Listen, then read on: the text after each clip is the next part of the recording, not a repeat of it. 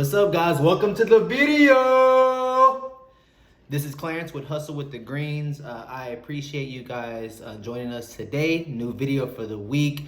We are here to give you tips and tricks to make income outside of your normal full-time job, or in some cases, taking a full-time job over. So every week we're here with the new video, guys. If you are returning to the channel, we definitely appreciate the support. If you are new to the channel, please subscribe, leave any comments, thumbs up, do the whole 9. It helps the algorithms, brings more people to the channel to get more tips and tricks. So we appreciate, again, all the support you guys are showing the channel. As you can see from the title, we're going over should you start DoorDashing and the top 10 tips when starting off if you choose to do DoorDash in the future. I have my notepad here, got a couple of things I want to go over with you guys. First and foremost, jumping straight into it, should you start DoorDash? The reason I started it, and I guess I'm going to start with that, is the business avenue, the time it gave me to spend with family, with the combination of allowing me to put more time towards business.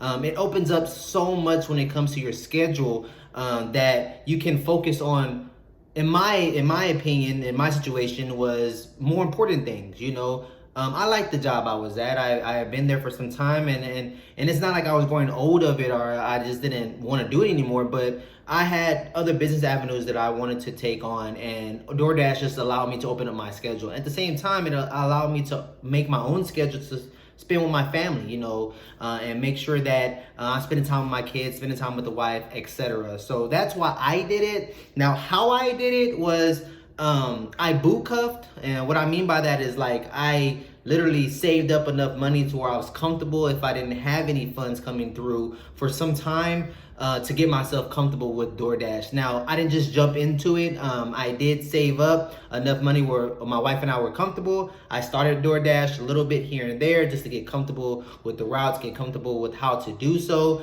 And then when I, in combination with also doing my business and DoorDashing with the savings that I had from my original job, we then were confident to stop the full-time job and take on DoorDash.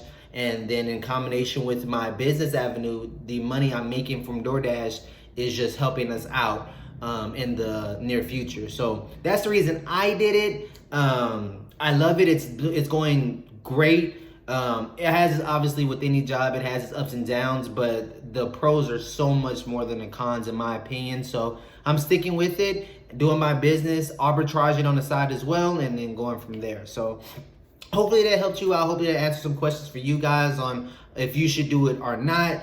Another thing is, too, I wanted to point out, nights and weekends, that's a big thing. If you're not willing to work nights, or if you're not willing to wake up super early, majority of people work, 8 to 5. 8 to 5 is not a typical schedule for DoorDashing. I just want to throw that out there as well. DoorDash is meant to obviously get customers their meals. So getting customers their meals, you're not gonna get orders from 8 to 5. The hot times is, in my opinion, and based off my experiences, from 6 a.m. to 9 a.m. It kind of dies down after 9 a.m. to around like 11:30. And then from 11:30 to 3 is when it kind of picks back up. That's lunchtime. And then dinner, normally around after 5:30, it picks back up until around 10:30. So obviously there's dead spots in there. If there are dead spots, which there are, you can't work 8 straight hours. I mean, you could, but you wouldn't make any money. There would be times where you're literally not get an order for 30, 45 minutes and you're wasting your time. So if you're not willing to maybe work like a split shift or work all your hours at night, and work on the weekend sometimes, then I wouldn't recommend DoorDash. I personally don't work on the weekends. I do enough throughout the week to balance out the amount of money I need from DoorDash, including the other sources of income that I have. So that's just my schedule. But if you're not willing to work on the weekends or do some type of split shift, I would say don't leave the job. Don't leave your full-time and take on DoorDash. It'll be more of like a part-time type of deal for you. And back to the sources of income, I also recommend, if you're going to take it on full-time, part-time is part-time. You know, if you're going to do 10 to 15 hours, that's fine. I'm speaking to the people that are going to be working 35 plus hours doing it. If you're going to do that, starting off, I would suggest and recommend not allowing DoorDash to be your full source of income. Currently, right now, I have my business, I have my arbitrage, and I also have DoorDash. Those are three sources of income passive that I have. So if in fact, one week, say the weather happens and it rains and you can't DoorDash, or say just this is a bad week, a bad couple of days, and you miss out on $100 or $200 here and there, you have those other sources of income to make up for that. And in case something happens, your car can go down, you can get, repairs in your car, etc. You have those other sources of incomes to fall back on. So that's what I would recommend and advise if you're willing to start DoorDash full time. If it's part time, then it's part time. You just work when you can. So should you start DoorDash? Hopefully that can help you out. As far as our top 10 tips, let's go and jump into that. I got my notes here. Starting off the top 10 tips here. Number one, and I've said this in previous videos, try to use a vehicle that you don't care about the mileage on. And what I mean by that is, like, I have a 2002 Kia Spectra. I mean, me and my wife kind of lucked out there. We got that car, I think it was like $800. Only had 120,000 miles on it. For 2002 is great. So we really don't care if we put too much miles on it. That's the car that we use when we DoorDash. It's also the car that we use when we do arbitrage. Like, we're not going to use our newer cars or the cars that we're currently paying on to do that. And the reason I bring this up, and the reason why it's one of the tips I say, is because I see dashers that have these newer, nice cars.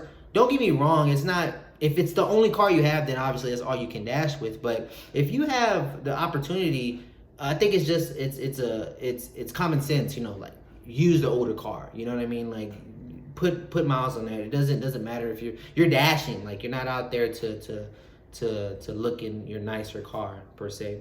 My opinion, save those miles. And also a smaller car. Try to use a car that doesn't take up too much gas. Again, the 2002 Kia Spectra, we lucked out there. Doesn't take anything to fill it up, with $22 versus other car that we have, our Jeep, takes like $37 to fill up. So I mean, it's just things of that nature. Little things like that add up. So highly recommend, again, using a car that you don't care about mileage, and a smaller vehicle that doesn't need too much to fill the tank up.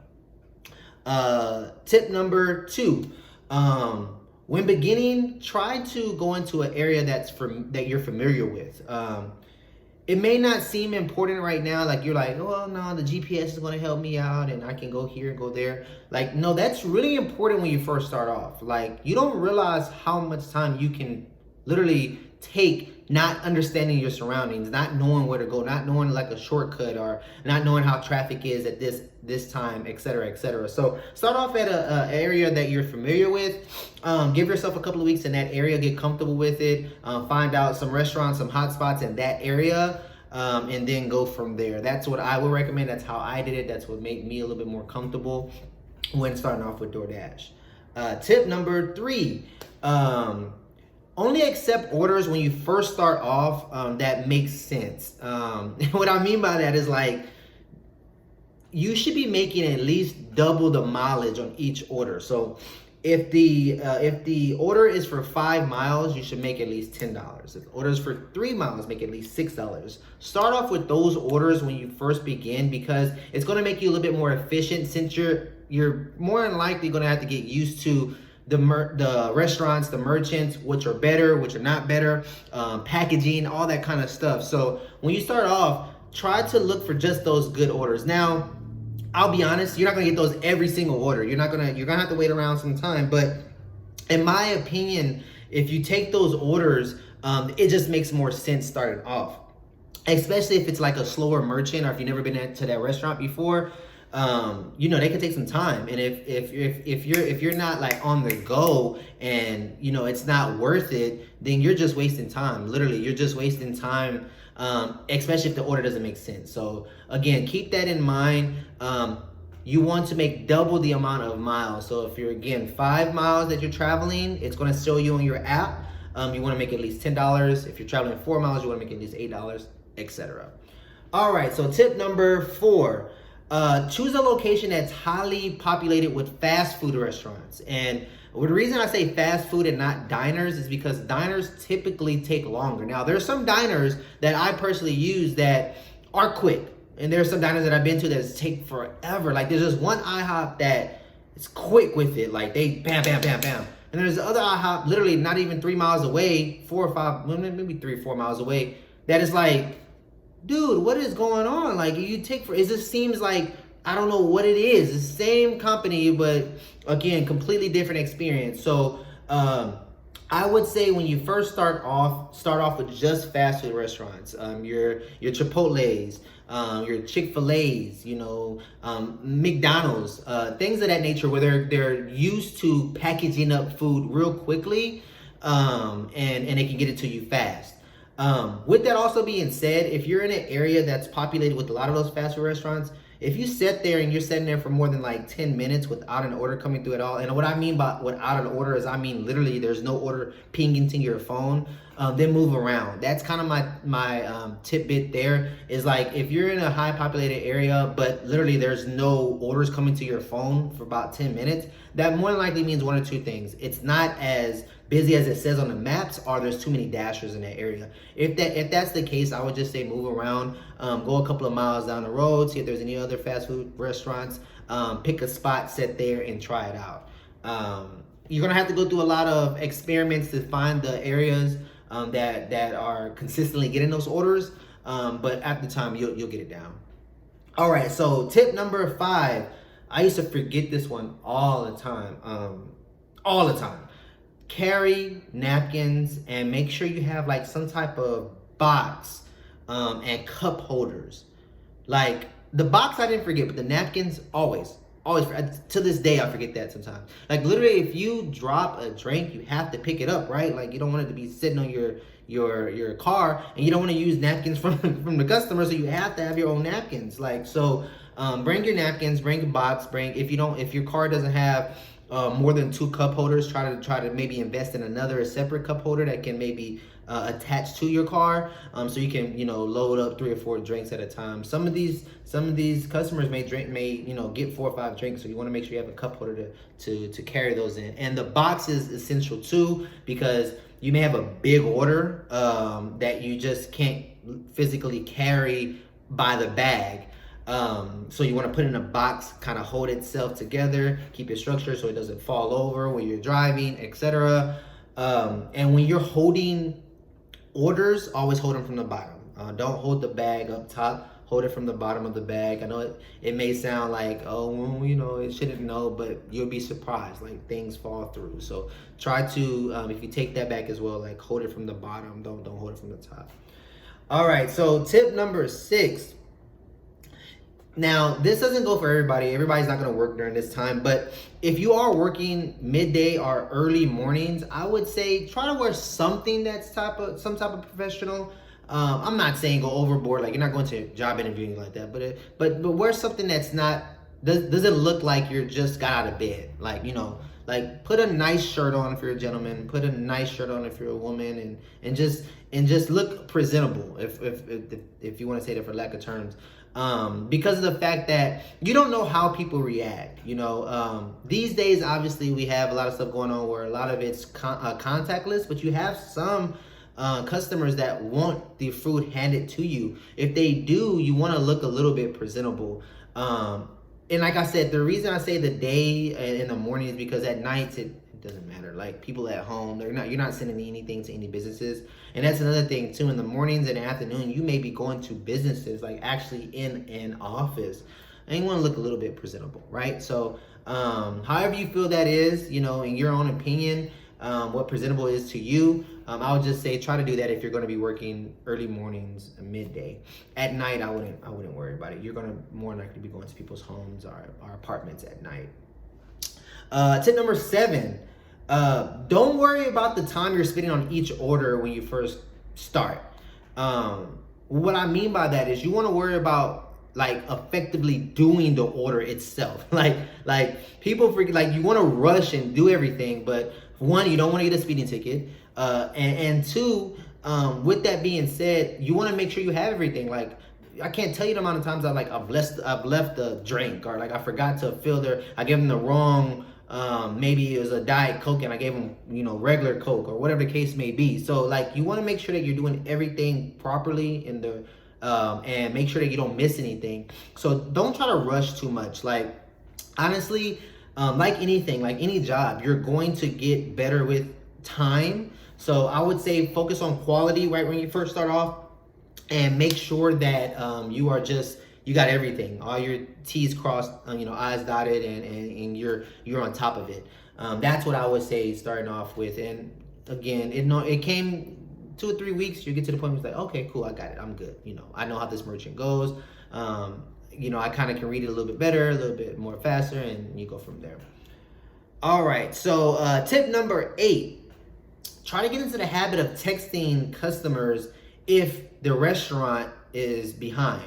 Now, with that being said, DoorDash won't hold you accountable for a certain amount of time if the restaurant's like too far behind.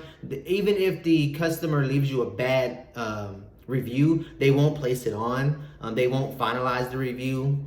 But I say get into the habit of doing so, because you don't want to get to the point where they leave you a bad review anyway. So if there's a restaurant that's like, hey, it's 8 o'clock, I was supposed to have this already picked up by 8 o'clock, it's 8:15, send the copy and paste or like pan and response type of deal to the customer, just saying, hey, this is DoorDash, just letting you know the restaurant's a little bit behind, be there as soon as I can, whatever the case may be. So they kind of know what's going on. What I've seen in my experience is that when they don't know what's going on is when they get frustrated. They'll start calling, texting, seeing what's up. So if you just keep them in the loop, it kind of keeps them at bay, and they're okay. And a lot of times they don't even leave a survey at all. It's like, okay, I understand what was going on, etc., etc.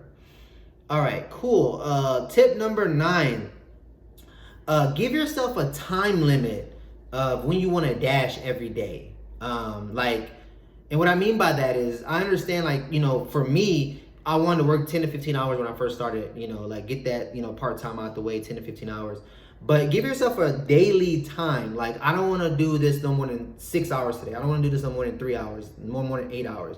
Because if you're not, and this goes for me especially, I was work from home 100% before I started DoorDash. So I literally don't drive that often, or I didn't drive that often. It's mentally draining after 3 or 4 hours of just driving over and over and over again. Yeah, you're just dropping off food, but it can be mentally draining. Like, you literally have to watch yourself, traffic lights, etc. Give yourself some time frame, and maybe split it up a little bit. Like I was saying earlier, split up your shift and give yourself some time to, readjust mentally, because you don't want to get a wreck because you're too tired. You don't want to fall asleep. And then 2, you don't want to get yourself just drained for the rest of the day. You still want to be productive throughout the rest of the day, whatever you have going on, right? You don't want to just go home and be exhausted. So that's what I would say starting off. Now, like anything, you get used to it. After a couple of weeks, you'll get to the point where you can, do it longer time frames. But starting off, I would say just give yourself some time to get used to it mentally. And tip number 10, patience. That's the biggest thing. DoorDash is not a get rich quick, like, oh, I can make, $5,000, in a couple of weeks by doing this, or man, like, I can make, $60 an hour by doing this. Like, no, it's going to take some time. You're going to have your ups and downs. Every day isn't going to be the same. Even with me being an advanced dancer, I would consider myself advanced. There are days where, I don't make as much as I did the day prior, and there's days that I make, more than I did. That's just how it goes. Your wages are based off of, tips and base pay, so sometimes the tips can change, sometimes the base pay can change, depending on if you're in a peak pay or not. And I'll go over that in future videos, what peak pay is, and give you more advanced tips there. This is just for the beginners right now, but yeah, just be patient, man. Just be patient. Don't rush it. Every day can change, and you get to the point where you understand the time frames and the areas and the locations that suit you and allow you to be great. So that's it, guys. That's the top 10 tips I got for starting off. If you want to incorporate DoorDash in any of your future endeavors.